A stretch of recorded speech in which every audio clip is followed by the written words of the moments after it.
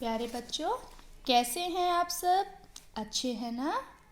तो आज आपकी मैम आपकी पाठ्य पुस्तक आकृति के पाठ 15 नटखट चूहा पाठ का भाषा ज्ञान कराएंगी। तो चलिए शुरू करते हैं भाषा ज्ञान।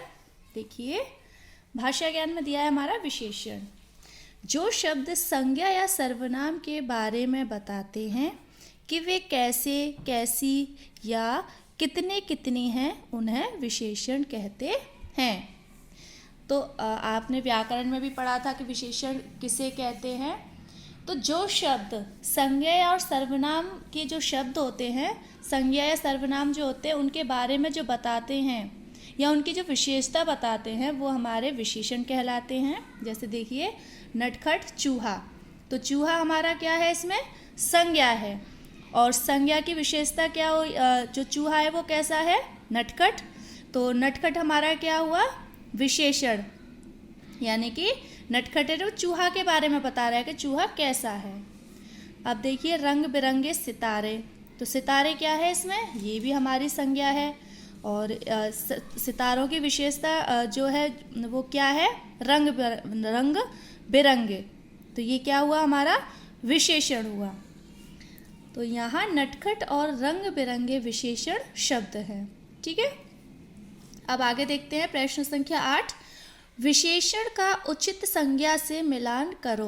यानी कि इधर जो शब्द दिए हैं ये सारे हमारे विशेषण हैं और इधर ये संज्ञा है। तो अब हमें विशेषण का प्रयोग करते हुए उसकी सही संज्ञा से उसको मिलाना है। जैसे देखिए, काले काले। अब काले काले का संज्ञा क्या होगा? क्या था काले काले? बादल। ठीक है। ऊंची, ऊंची क्या है इसमें?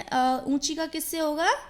इमारत। तो ऊंची विशेषण हो गया और इमारत संज्ञा हो गई।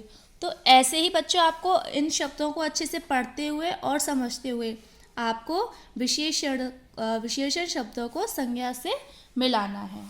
अब आगे देखिए, समानार्थक शब्द। जिन दो या अधिक शब्दों का अर्थ समान होता है वे समानार्थी या पर्यायवाची शब्द कहलाते हैं। यानी कि जो शब्द हमारा दिया होता है उसका समान अर्थ, जो भी समान अर्थ वाले जो शब्द होते हैं वो हमारे समानार्थी शब्द या समानार्थक शब्द कहलाते हैं और इनको हम पर्यायवाची शब्द भी कहते हैं। जैसे देखिए, आकाश। आकाश का समानार्थक शब्द क्या होगा? नभ।